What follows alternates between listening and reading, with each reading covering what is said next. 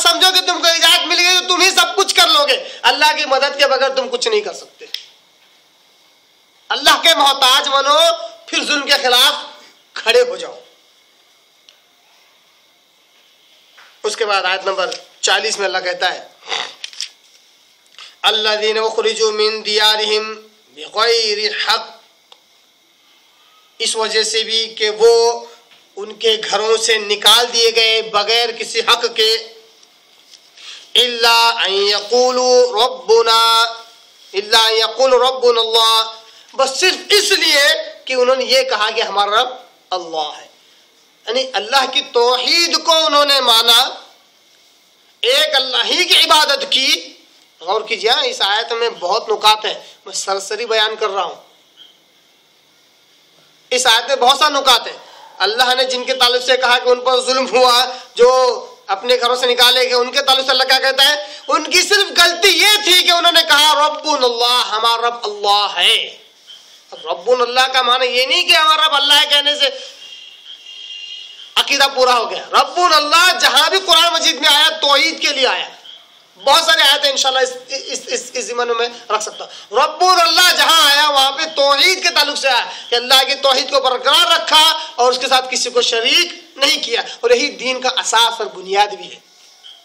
تو ایسے موحدوں پر ظلم ہوا اور گھروں سے نکالے گئے, اس لیے جاؤ اب اس ظلم کو ختم کرنے کے لیے تمہیں اجازت دی جاتی ہے کہ تم جہاد کرو. اب اس کے بعد اللہ تبارک تعالیٰ کہتا ہے, آیت دیکھیے وہ بہت سورہ بقرہ جیسی ہے, وَلَوْلَا دَفْعُ اللَّهِ النَّاسَ بَعْضَهُمْ بِبَعْضٍ, وہی آیت, الفاظ بھی وہی, بس اور کچھ الفاظ زائد ہے اس میں. اللہ کہتا ہے اگر اللہ تبارک تعالیٰ انسانوں میں ایک دوسرے کا دفاع نہ کرتا تو کیا ہوتا. صرف بقرہ میں اللہ نے ایک ہی لفظ میں بات بیان کر دی, کہا لفسدت الارض, زمین میں فساد پھیل جاتا ہے. وہ فساد کیا ہے, اس کی توضیح, اس کی وضاحت اللہ تعالیٰ یہاں پر کر رہا ہے. کیا ہے وہ فساد, کس قسم کا, بہت سارے فساد ہو سکتے ہیں, اس کی ایک توضیح یہاں پر اللہ نے بیان کی. کہا لَهُدِّمَتْ صَوَامِعُ وَبِيعٌ وَصَلَوَاتٌ وَمَسَاجِدُ يُذْكَرُ فِيهَا اسْمُ اللَّهِ كَثِيرًا. اگر اللہ تعالیٰ لوگوں سے ایک دوسرے کا دفاع نہ کرتا تو کیا ہوتا, ہدمت صوامع, گرا دیے جاتے, ڈھا دیے جاتے چھوٹے گرجے. صوامع چھوٹے گرجوں کو, چرچ. وبیع بڑے گرجے, آپ کو معلوم ہے گرجوں میں ان کے جو گرجے ہوتے ہیں, چرچ بڑے اور چھوٹے دونوں ملیں گے آپ کو. بڑے بڑے مندریں ملیں گی جیسا, اور چھوٹی چھوٹی مندریں ملتی ہیں ویسا گرجوں میں بھی کچھ چھوٹے گرجے ہوتے ہیں, چرچ ہوتے ہیں, کچھ بڑے چرچ ہوتے ہیں. تو صوامع عربی زبان میں چھوٹے چرچ کو کہتے ہیں, اور بیعن یہ بڑے چرچ کو کہتے ہیں. وہ صلوات, یہودیوں کی عبادت گاہوں کو صلوات کہتے ہیں. وہ مساجد, مسلمانوں کی عبادت خانے مساجد. یذکر فیہا اسم اللہ کثیرا, مسجد کا ذکر آنے کے بعد اللہ نے خاص طور پر کہا کہ اس میں اللہ کا نام زیادہ لیا جاتا ہے. مسجد کا نام عام طور پر بھی ذکر کیا, اللہ نے عبادت گاہیں ہیں جہاں پہ اللہ کا ذکر ہوتا ہے مگر کم ہوتا ہے. مسجد وہ جگہ جہاں پر سب سے زیادہ اللہ کا ذکر ہوتا ہے, بہت زیادہ اللہ کا ذکر ہوتا ہے. اللہ کہتا ہے اگر اللہ انسانوں میں سے ایک دوسرے کا دفاع نہ کرتا تو عبادت خانوں کی بھی کوئی عزت نہ ہوتی.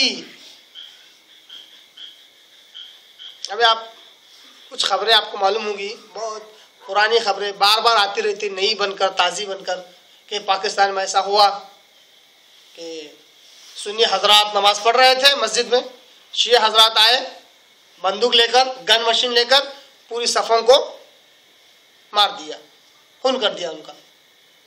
اس میں سے ایک جو بچ جاتا ہے وہ شیعوں کی مسجد میں جاتا ہے, جب وہ نماز پڑھتے ہیں تو ان سب کو مار دیتا ہے.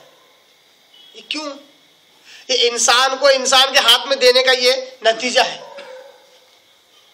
کہ اپنی فطرت خباثت پر اتر آتا ہے اور مسجدوں کا بھی کوئی احترام نہیں کرتا.